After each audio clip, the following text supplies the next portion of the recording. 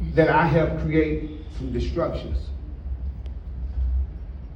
In the 80s, when crack cocaine came out, I was playing basketball for Glenville High School. And I was dating a young lady, and she seen me, she seen me talking to another female, and she came up on me and snapped my chain off my neck, and I grabbed her arms like, "What are you doing?" And the teacher seen it, and she came out and she said, "Don't you ever put your hands on a woman." She went off and was going off of me, and I couldn't understand why she was going off. All I did was grab the young lady's hand, and she said, "We'll see who had the last laugh." And I didn't know what she meant at the time. But when it was time to graduate, I didn't walk across the stage. And I couldn't understand because I had a passing grade in her class, and I didn't walk across the stage, and I was going myself, and I got down and I picked up that pack and I started selling drugs. I did go to night school to get my diploma, but that moment kind of broke me. And I ended up catching 2 cases, served 19 months in prison. Came home and thought I was gonna get my life back together, but I was straddling the fence. I went down to community college playing basketball. Me and Ben Wallace was on the same team. And I still was straddling the fence, and I still was selling drugs. And in 1998, that's when me and my brother got arrested. And my brother was sentenced to life in prison. Mm-hmm. Well, in the federal prison, if you get sentenced to life, you're out, they say deceased. Damn. Wow. And when my brother got sentenced to life, they was trying to give me life. I said, "Man, give me the 20, door number 2. I took the 20 years. Came home, and I come home to the same destruction. I had to go home, back home to my mom. And I come home to the same destruction. My dudes, they were still doing what they wanted to. Drugs. Wanted to take me to the lot, buy a brand new car. They was offering me all types of stuff, and I said, "Man, I didn't want that." And then I had a friend that died in a car accident, and that's when I seen Gina. And we exchanged numbers and we started talking, but she told, they say, how they say his story? Well, it's her story. They had eye contact. No, but I seen that fine thing, boy, I was, But I was telling her how I was tired of being in Cleveland. I was telling her how I was tired of being in that neighborhood. I was telling her how I was tired. I didn't want to be bothered with none of my friends, and I was just complaining to her. She said, "Why don't you move down here to Columbus?" And I said, I can't move to Columbus. So not only did I have a 20-year sentence, I had a 10 years parole. So I had basically a 30-year sentence. And I said, my PO is not going to allow me to move down to Columbus. I'm fresh out. I've been out about 2 months. And she went downtown and talked to my PO. And he allowed me to move to Columbus. At the time, I was working at U.S. Foods. I quit my job, threw my truck, I'm closing the truck, and moved up to Columbus with no job. I started filling out applications, and Yellow Cab wanted to hire me, and it was another spot at a warehouse wanted to hire me, but the trick with them was that I had to work for them 6 months if they determined if I could get the job. And I said, I'm gonna take that chance, but now keep in mind, when I came home, I didn't even know how to use a computer. I didn't even know how to turn one on. In 1998, when I got incarcerated, they had to sell a Motorola phone, and the slickest thing on that $1,500 phone was 3-way calling. And when I came home, there was a smartphone, and you got to do this, and somebody told me, when I first came home, they said, well, put it on your wall. And I looked over and I said, what wall? I didn't know nothing about computers. And I took the chance with that job. I worked that job for 12 years. Ended up moving into the store America's Best.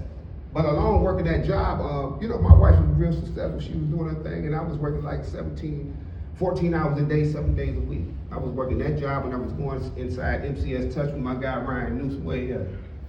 There he is. We was working for MCS Touch, and it was working that job. And I'm a proud man. My mom taught me a lot. She said, I'm gonna teach you how to wash your clothes. I'm gonna teach you how to cut the grass, and everything that my mom taught me I use to this day. And it was time that times was hard for me personally as a man. And I wouldn't ask my wife for nothing, even though she helped me with a lot. And I used to go down to the blood bank twice a week to give blood. Damn. Jesus. To put some money in my pocket. To continue to work on my books and my curriculum. And I was going through a lot of racism at that job, being called a nigger. Managers banging on the door, on the desk, yelling at me. And after 12 years, I was fed up. I said, I don't want this anymore, babe. So I went into my 401k and I pulled out $25,000. I went and bought me a car, and I was put some money down to get my CDLs. And then on the weekends, I used to drive up to Cincinnati every weekend to take my CDLs to take this class and still working this job. Mujahid, my brother, called me. Well, actually, I called Mujahid. I said, Mujahid, man, who can help with the CDLs? And he was like, I got something better for you, man. They hired at London prison, and I think you're a great fit. I said, okay, cool. He said, also, Think Make Live is looking for some people. I think you're a great fit for that too. And I applied for the job at London prison, and they hired me. A 3-time convicted felon, going inside prison, working. Trey, my guy, I said, Trey, man, I want to start taking some basketball teams in there to play basketball, because I was working this job.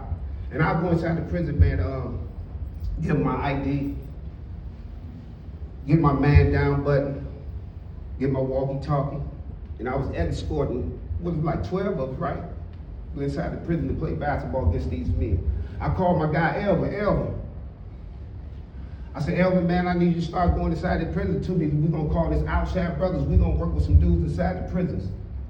And he was going with me on every Tuesday. And about within 90 days,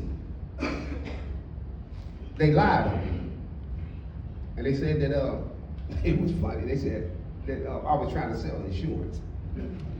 So sell insurance, how could you sell Medicaid and Medicare? And actually, Ryan had just called me. Ryan called me simultaneously at the same time, saying, I want you to start coming facilitating for me. And that's what they was talking about, that I was trying to sell insurance, so they fired me. Gina and I, we take the conversation, it was crazy, the conversation. But they fired me, and I was broken. Now keep in mind, I can't swim. And when they fired me, but before they fired me, the officers came up to the office. They said, are you EJ? I said, yeah. They was like, leave your stuff right there, come with us. And they walked, in London, they got this long hallway. It felt like the walk of shame. They was walking me down this hallway, and they was right behind me, 2 white shirts, they was right behind me. And I felt so embarrassed.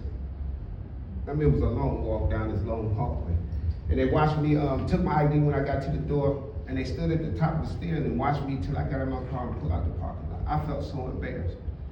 I went to the BP and I went in there and I grabbed me a Black and Mild. I said, but I need to smoke, I need to do something. And it was a puddle of water. I don't know how deep it was, probably something that just that deep. I can't swim. I want to go jump in that water. So bad. Because I went to my dream job. I was going inside the prison. And I went home and I told Gina, and we talked about it and just cried and talked about it.